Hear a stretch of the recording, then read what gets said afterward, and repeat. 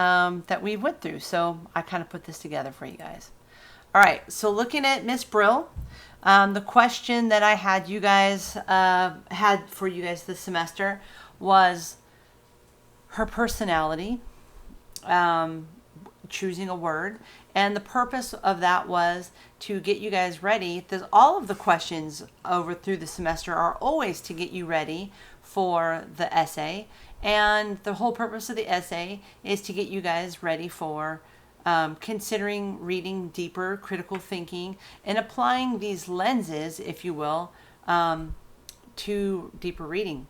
And what we've been looking at, I call them lenses. Some different story or different books call them lenses or elements of fiction, however you want to think about it. Because if you read a story, there's just too much in there. There's so many ways to look at them. You could read a story and think of it from the lens of character. You could look at it from setting. You could look at it from structure. I mean, there's all these different ways you could just kind of put one filter on, a different filter on, or another filter on, or lens. That's kind of the wording that we were using.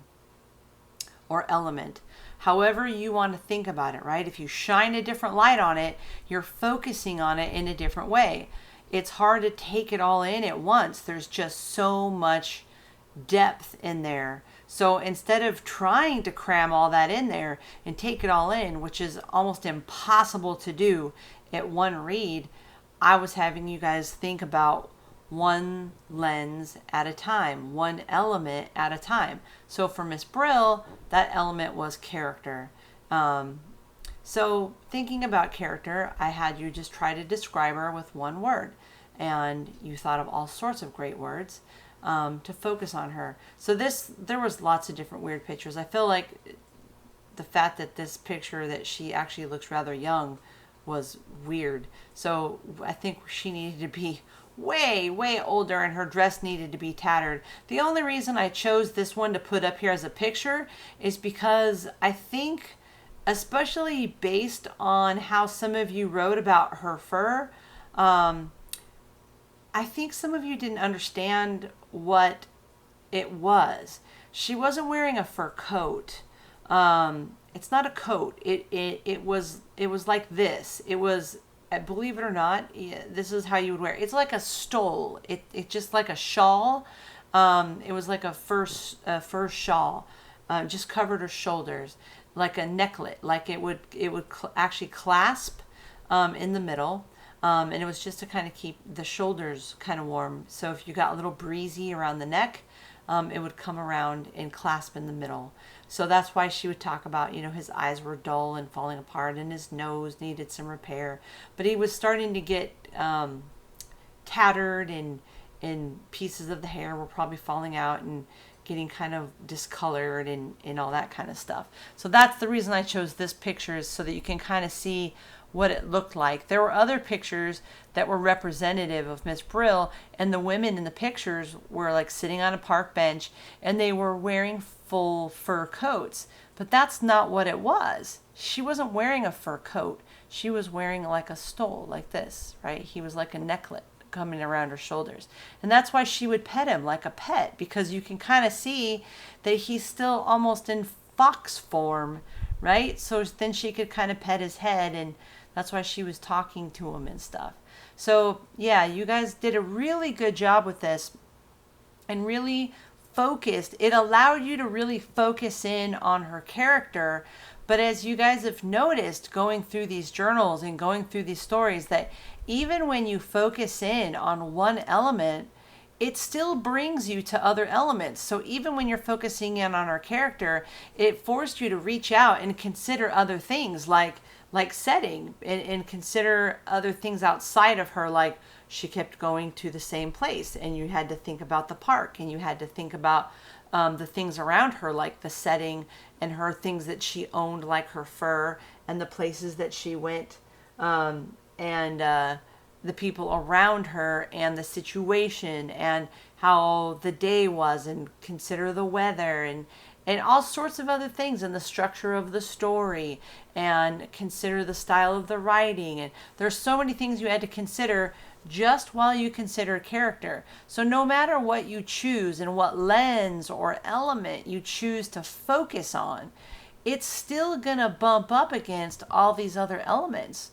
right? It's just that you're trying to stay focused on one thing in order to draw out the others. That's all that means. It doesn't mean you're not going to touch symbolism, because you did. Almost all of you talked about the fur, which is symbolic, but you're doing it through character. While you're focusing on her, you're supporting your word that you chose about her, whether it was loneliness or craziness or impressiveness, or some of you said she was doddering, or someone said insane, or someone said habitual, and someone said observant. So in order to support that, you had to then kind of dive into other elements that we hadn't even gotten to yet. So you guys were already getting ahead.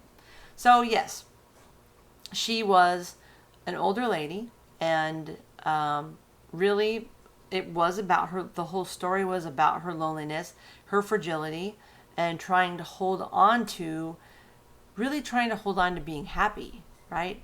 She was trying to hold on to it. She was lonely and probably freaked out, and trying to hold on to that happiness. And it was difficult. It was difficult. So I'm sure we've all had, some of you were very critical, and it's easy for us to do that when it's not ourselves. And which, I mean, that's what I wanted you to do, is be critical. And she was trying really hard to remain positive in the face of a dreary future for herself. And she was trying to maintain that fantasy, which became shattered very easily, as we saw at the end. So that's how we knew how fragile she was. So yeah, very interesting. You guys were very, very astute in your observations of Miss Brill. Then you read Fall of the House of Usher, and that was a much more difficult read. Miss Brill was easier to read in multiple ways. For one thing, it was shorter. The story went straight from beginning to end, and the vocabulary was easier to read.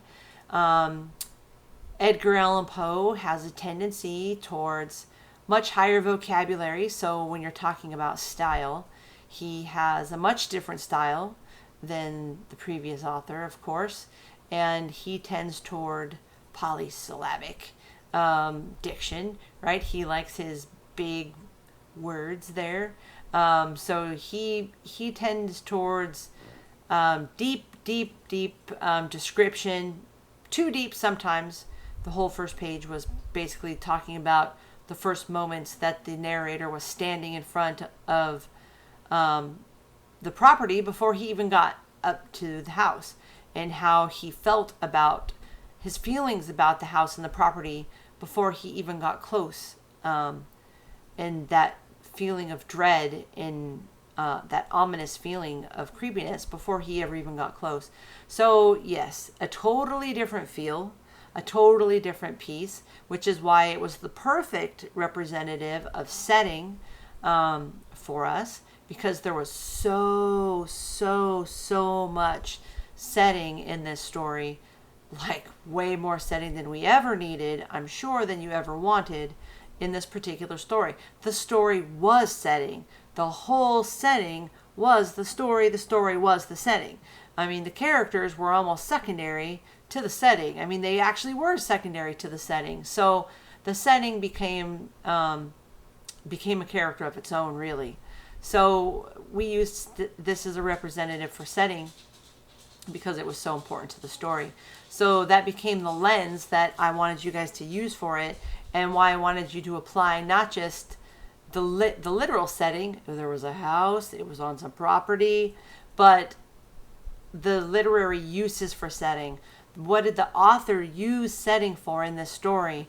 Thinking back to the different types of ways that the authors can use setting in a story. So what was the story about, right? The story was about the narrator who receives a letter from his childhood friend whom he had not seen in many years.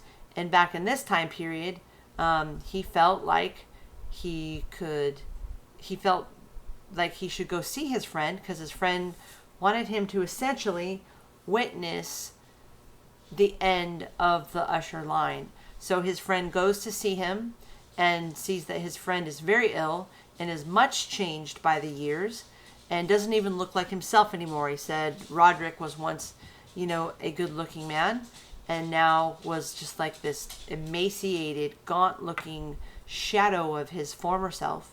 And his sister looks similarly altered, and that Roderick is acting just bizarre, and you find out all these bizarre ways that he's acting, and he's ill, and you don't know exactly what's wrong with him. He doesn't tell you, but he seems to have mental and physical issues, and there is this underlying suggestion of this possibility of a family affliction.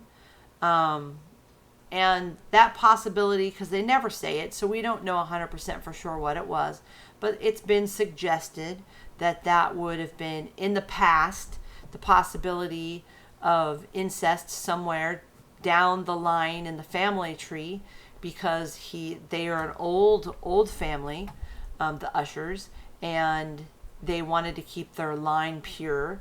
And some of the ways that the old rich families would do that was by marrying pretty close in the family lines, not necessarily brother and sister, but pretty close cousins, like first cousins and stuff like that. And eventually that would cause a lot of diseases and mental issues. And they did say that it basically went from father to son, from father to son, from father to son, down the tree trunk of the family tree, which meant there were no branches that grew out. That's how they explained the family tree. And that meant that if there were daughters, that the daughters either never lived very long, or that the daughters never married out, or that the daughters never had any children, which was a very unhealthy family line, which meant that as it went down, that the fathers only ever had sons, and the sons only ever had sons that lived to ever have sons, which was not a very healthy family line.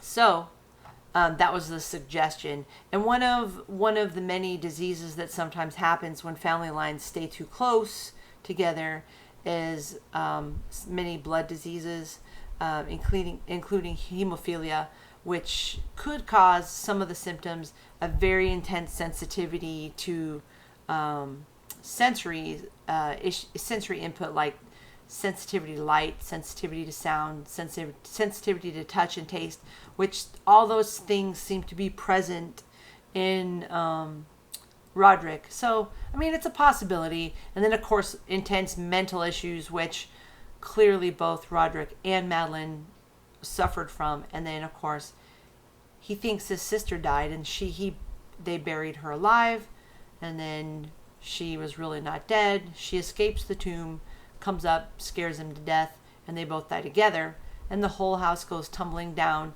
into the tarn. And if none of you looked up the word tarn, shame on you. It is a body of water, and the whole entire house goes tumbling down to the body of water. And we talked about water as a universal symbol, so that's something to think about. And what was that a symbol of if you decide to use this story as your paper, as a center for your paper? So kind of just the basics there of this story and what was going on. Tons and tons and tons of useful pieces if you're going to use this story for setting and symbolism. And the question for this one had to do with uses for setting. And it looks like, as I've been tripping through your answers, that you were nailing all. I mean, you could have used almost all of them. Poe used setting for setting atmosphere and mood. Poe used it for absolutely for structure, because the whole thing starts and ends with the house, and used it for irony, kind of. I mean, that one would probably be the hardest one to prove. So that one probably would have left that one off.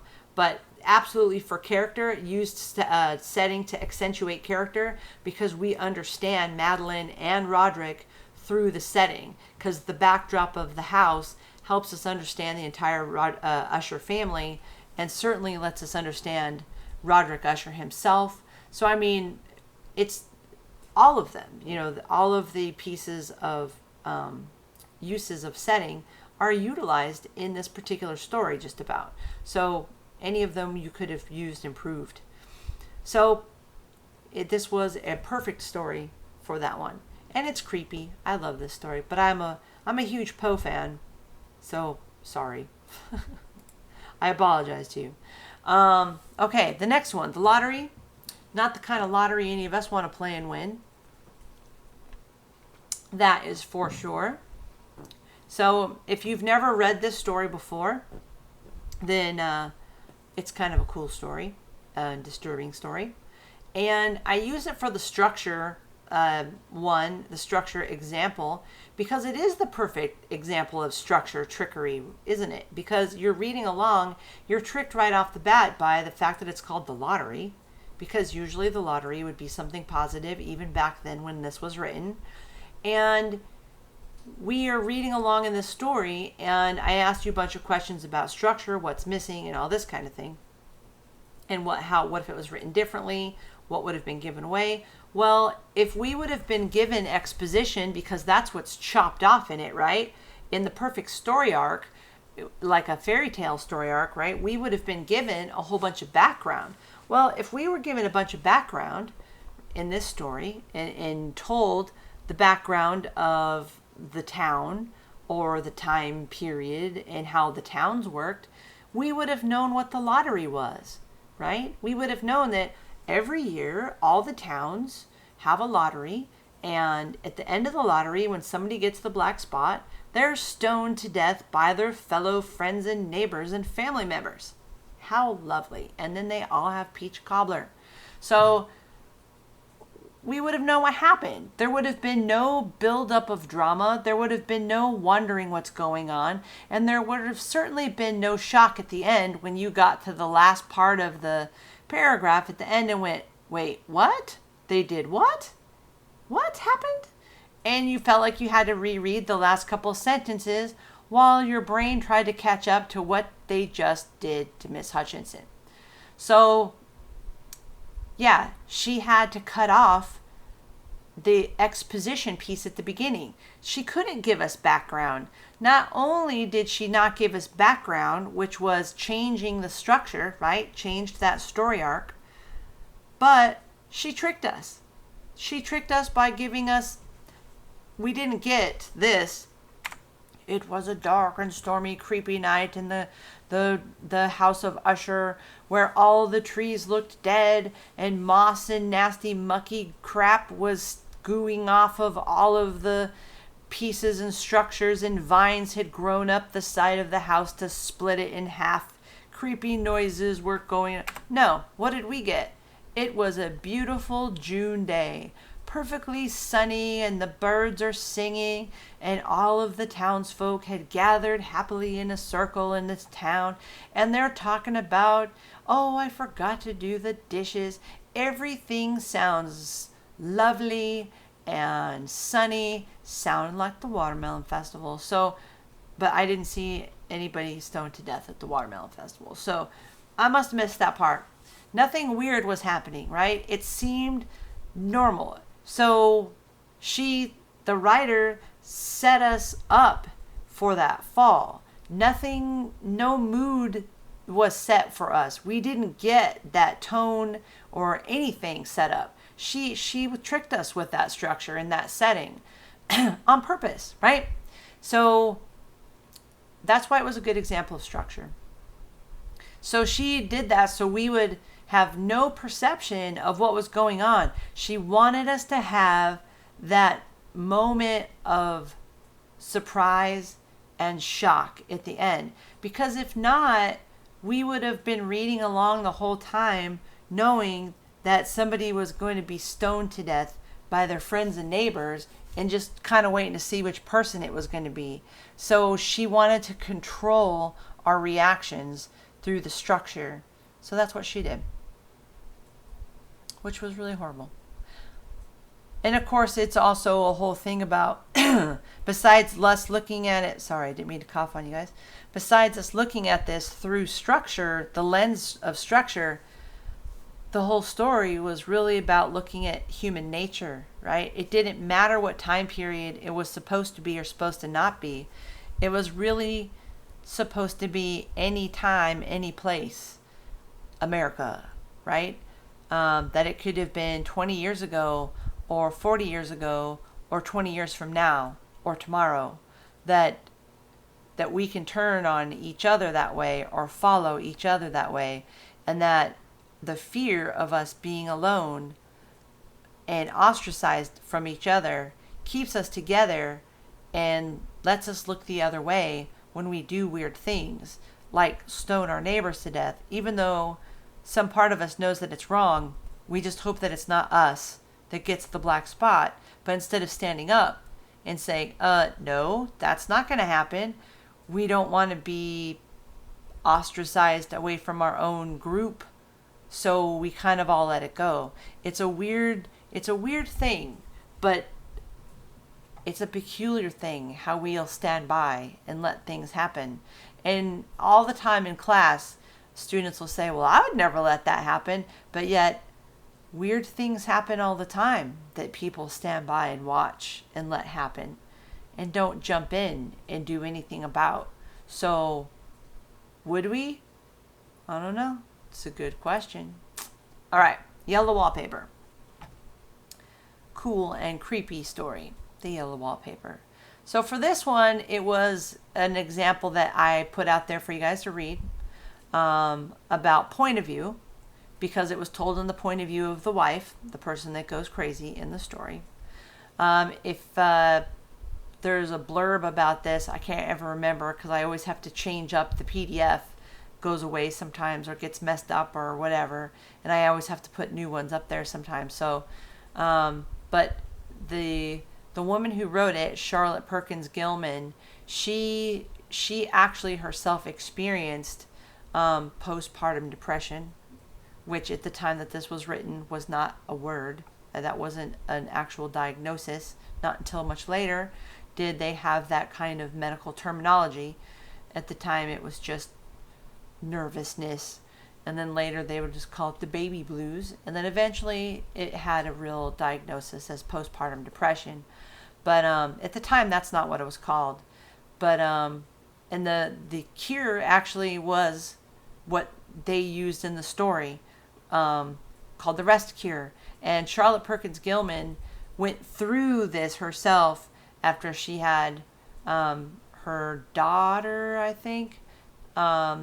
She suffered from depression after she had her child, and the doctor that she had put her on the rest cure, just like in the story. And obviously she didn't go nuts because she wouldn't have been able to write the story, but she felt like she was going to go nuts. And the rest cure was exactly what it was in the story, which was you're completely taken away from everything and everybody you know and put away in a room to do absolutely nothing for days and days and days and days and days and days on end. Now, when we see this at first, we joke about it and laugh and say, ooh, that sounds nice. But does it really? I really want you to think about that for a minute, because doing nothing, and I mean nothing, I mean like you don't get your phone, you don't get your iPod, you don't get your MP3 player, you don't get your TV, you don't get anything. You have nothing. I mean, they sure as heck didn't have any of those things then. There was nothing for you to listen to or to watch or to play with or to do. And your friends couldn't come over and your family couldn't come over. And it wasn't like she could escape. You know, she couldn't call an Uber or something and bail out. There was nowhere to go. So she was stuck in that room, just her and the wallpaper. So would you really, really want to be just stuck in your room with nothing to do at all day, every single day? And especially for that time period, as much as it sounds peculiar to us now, right? It sounds weird to us now. But at the time period, because we have to remember sometimes that some of these stories are very dated, but for the time period, for the woman of the house, because in this story, her husband was a physician, so they had money, and she ran a household, which meant she had, probably some servants and a bigger household. And so she would have been in charge of the day-to-day comings and goings and what was going to be cooked. And not that she would do the cooking, but she would make sure that everything was in order for the home to be run, and that those would be her things that she would do that made her feel like she was contributing and that she was in charge of. So for those things to be taken from her, it would alter her own sense of self and self-worth, which had already been upset by having the baby and that depression. And now the one thing she was familiar with, which was how she ran the household and her place as the wife of the physician and head of household, has now been taken away. So some things to keep in mind, and that she's then put in this room and left there. So like I said, Charlotte Perkins Gilman experienced this and felt that it was messed up. She took herself off of the rescue, thought it was stupid, wrote the story, it got published, and she made sure a copy of it went back to the doctor that put her on the rescue, and they altered that actual prescribed cure because of the story. So she did effectively alter how medicine, at least in that particular case, was done. So that was kind of an interesting kind of sidebar there. But in the story, the lady is not so fortunate, is she? So I asked you some questions about how you felt about how that turned out, and how things were going, and how you guys feel about the husband, and how you thought she was taken care of, and how it might have been different had the point of view been different. We only got the point of view of her, right? Which means the person who's losing her mind is the person who we get to know the story through. That's good, that's bad. We get a deeper sense of her frustration and her loss, but we also start losing touch of some of the reality also, because she's the one telling the story.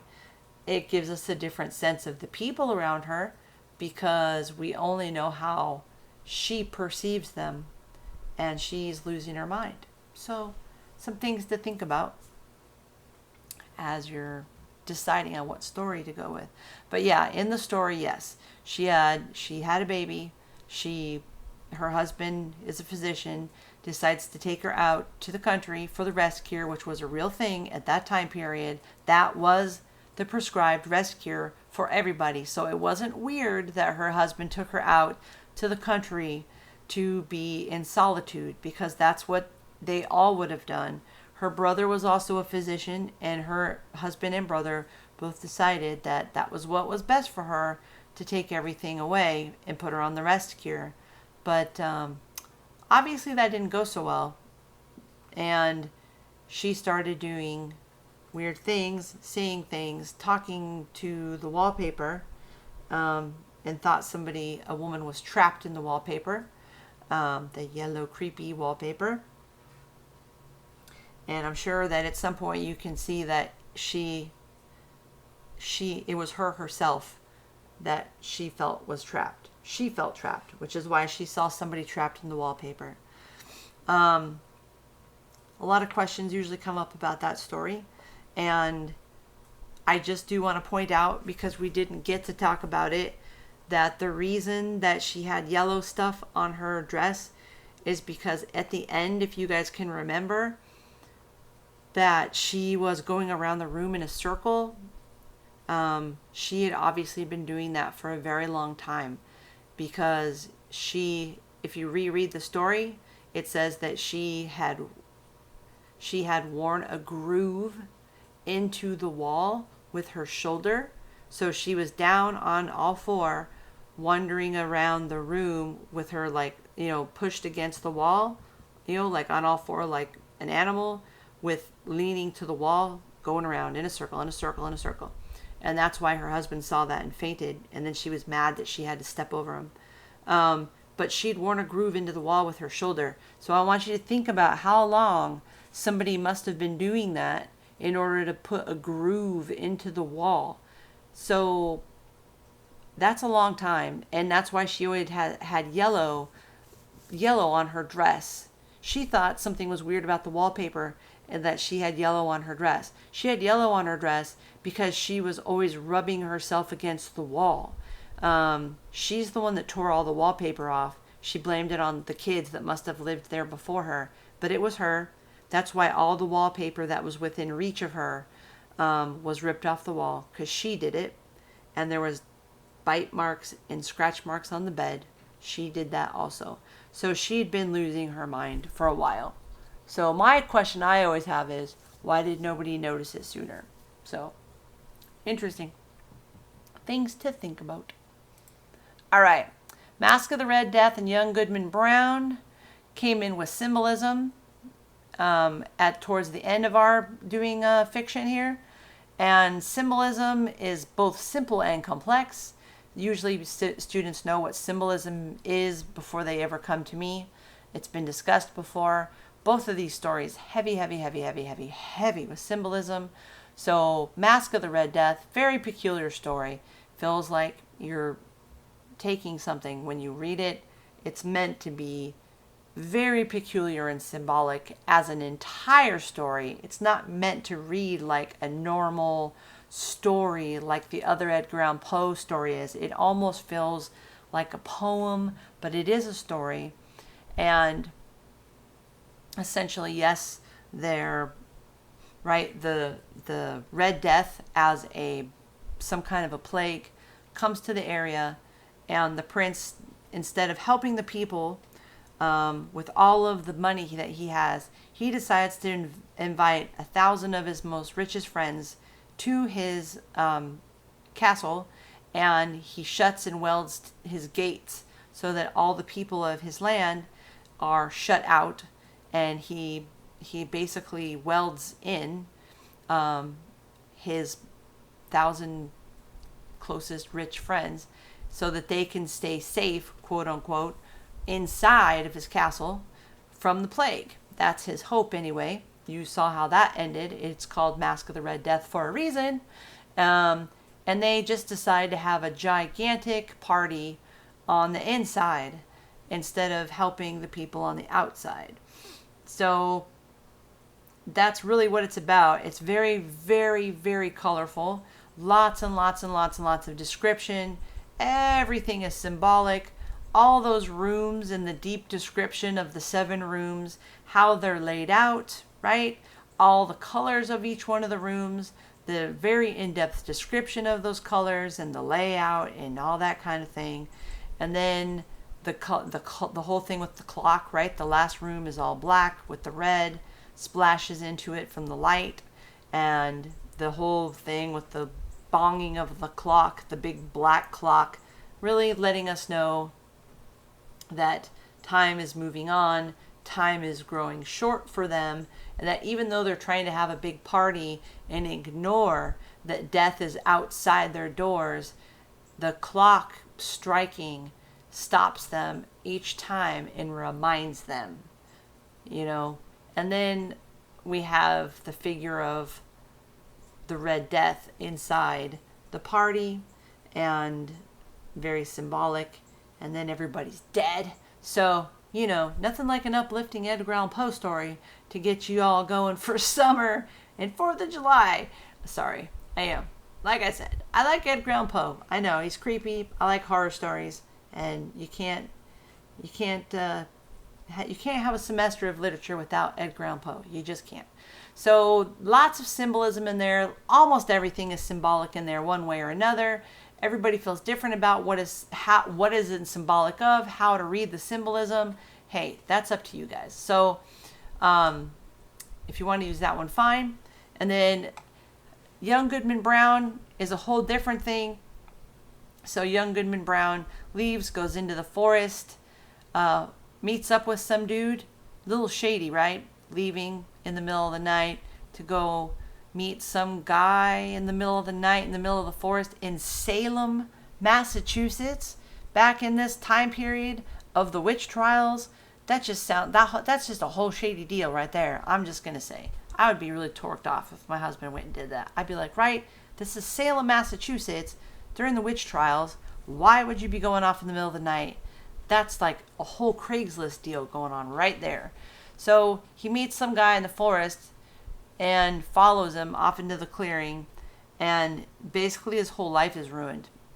And he sees all of his friends going down to what's essentially not a cult meeting, but I mean kind of. It's a coven meeting where they're going to bring him into the fold of witches. I mean, that's really what it is, where they're going to bring him in and indoctrinate him into the witches' coven, where he'll become one of them, and he doesn't want to. He goes against everything he's been taught his whole life, and he's very resistant. He keeps saying that he should go home, and he knows he should go home, and he knows he should turn around, but he doesn't, does he?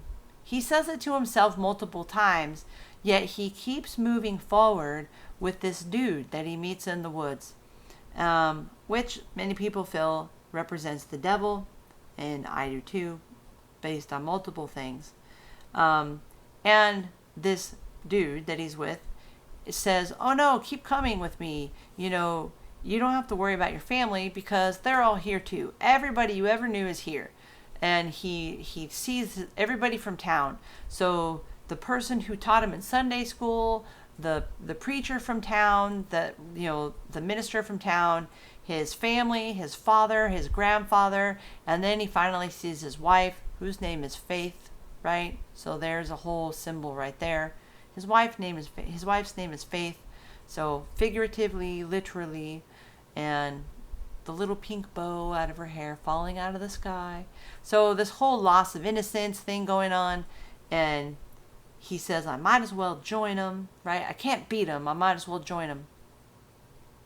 And at the last second, you're like, don't do it, Goodman Brown, right? And he's like, you know what? You're right. I can't do this. I'm not going to be with all y'all witches and warlocks. I'm not. Goes against my whole religious stance. And you think he's going to fight it, and he does. He says no, and boom, he's knocked out. He wakes up in the morning out in the middle of the forest. So you think he wins. You think he fought it. He stuck to his guns there about his own religious beliefs, But did he really win? That's the big question, isn't it? How was the rest of his life? How did they explain the rest of his life? What did they say about him as a person? And did he really win or not? Good question. Lots of symbolism. Maybe a good story to write about. Don't know. That's up to you. All right, last one. This was a good one for tone and style. I'm not normally a fan of Hemingway, but this was a good story for this. Because Hemingway gives us nothing. We don't even get she said while she was crying. We don't even get any of that. We just get dialogue, right? That's why I explained that to you guys before. The IHOP conversations. Because you don't get that if you're sitting in IHOP next to another couple. You don't hear the guy say, well, I don't really like coffee. I'm saying as I'm looking at the coffee cup in disgust. Right? You don't get that extra piece of dialogue. You just have to see if he has a look on his face or not. Or if you can't see him, all you hear was him saying that. I don't like coffee. That's all you got. Well, that's all we got. We just got this conversation between these two people. That's it. So we have to figure out from all the little words and little subtleties, what in the heck is going on between these two people? So I do want to say, because if you didn't look it up, I will tell you that the conversation that they're having is about whether or not she should go through with terminating the pregnancy. If you didn't know that and you just went, what? You might want to go back and read the story. It's an extremely short story. We often read it in class together after everybody's read it and discussed it, and then I come and tell them that, and most of the class had no idea, which makes sense. Nobody ever does unless they Googled it. So if you know that right now, that's because you Googled it. So Usually nobody ever knows that. Lots of symbolism in here, lots of weird tone and style. So go back and read it again. If you didn't know that, go look at it again. That's what they're talking about the whole time. Letting the air in, that's the guy talking to her about, it's no big deal to, terminate the pregnancy. It's not a big deal at all. I've known lots of people that have done it. You won't even care. You won't even mind. It's just letting in a little bit of air. You really won't mind. Let's just do it and we can go back to the way we were. Everything will be fine. Everything will be great. That's his whole mantra through the whole story. She starts out with, I'm okay with it. And then she starts kind of, well, I don't know. Maybe I don't know. What if I think we'd be okay? What if we didn't do it? What if we kept it? Wouldn't we be okay? I think we'd be okay. Wouldn't we be okay? Wouldn't you like it? Wouldn't you still love me? And he's like, no, I don't care anything about it, but I don't want you to do it if you don't want to, but I really think we should. I think you'd be fine. And so there's this whole undertone of conversation going on top of this conversation about, look at the hills. Should we have another beer? What is anise del Toro? It tastes like licorice. There's this other conversation going on underneath it, which is really her being torn about whether or not to actually go through with this termination, and him like, no, this is what we need to do. This is what I want you to do. And she's like, I'm not feeling so sure right now. Don't you think we'll be okay? And the symbolism of the hills and the symbolism of her looking at the fertile valley versus the barren hills. And then the symbolism of the elephant, right? The elephant in the room. What does that mean when you talk about they're having a conversation, but there's an elephant in the room? Because the whole entire story, they never, ever, ever, ever mention pregnancy, abortion, baby. They don't say any of those things, which is why nobody ever knows that this story is actually about her being knocked up. Right? They never say it. He can't say it. She can't say it. The closest they get is he says it. And that's it.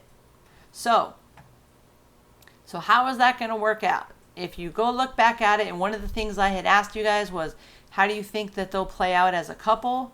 And the reason I asked you is because clearly they're having a little bit of a tiff in this story, and usually people get that. You get the tone. There's this tone where clearly there's a little bit of back and forth thing, but you don't know why. But now that you know why, go look at it again. And now that you see that it's a much more serious topic underneath it, rethink it. Will they be okay? That's a pretty big topic. It's not just about the beer. And also the whole thing with the white elephants. We've sometimes talked about in class the whole thing about the white elephants parties where you bring a gift that nobody wants and then everyone trades, which I've never done that before until I moved to South Carolina, 6 years ago or 7 years ago. I never even heard of that until I moved here, which those are kind of fun, but you're like all trying to trade off for like the party gifts and stuff like that. But it's something that's not wanted. It's like an unwanted thing to trade off. So there's lots of symbolism in here, which worked. But this was about looking at tone and style, because Hemingway gives you nothing. You have nothing to work with. All we have are these little teeny tiny nuances of tone, trying to read into every single tiny little word that each one of them exchanges with each other to try to figure out, what does he want and what does she want and what does it mean for both of them. So you might want to reread that one and rethink it. Maybe it's a good one to use for your paper. I don't know. That's up to you. All right. I hope that was helpful and helps you out with your paper. And if you have any other questions or comments or something deeper that you want out of that, or a deeper question, feel free to email me and I'll be happy to answer it.